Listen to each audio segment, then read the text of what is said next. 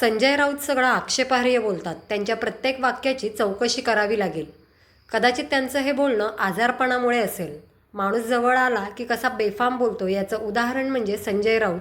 अशी जोरदार टीका खासदार नारायण राणे यांनी खासदार संजय राऊत यांच्यावर केली. राऊत हे देशाच्या परिस्थितीवर न बोलता अमित शहा यांचं नाव घेऊन बोलतायत.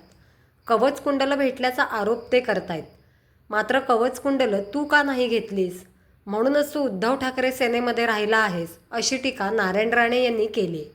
त्यांनी मुंबई पोलीस आयुक्तांना पत्र दिलेलं आहे की संजय दिना पाटील यांना अटक करावी आणि त्यांच्या कथित वक्तव्याची चौकशी करून त्यांना अटक करावी.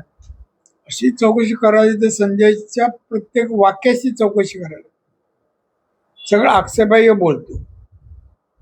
कदाचित आता त्या आजारपणामुळे तो जास्त हे झाला असेल.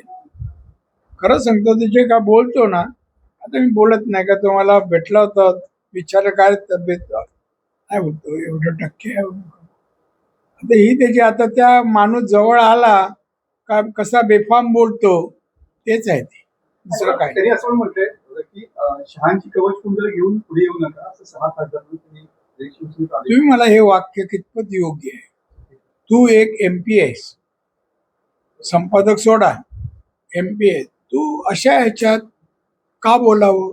तू वाक्य बोल ना. काय ज्याप्रमाणे राजकारण आहे, राज्यात काम चाललंय, देशात चाललंय, त्याच्यावर तू बोल ना. चहाचं वगैरे तिथे मंत्राचं नाव का घ्यावं.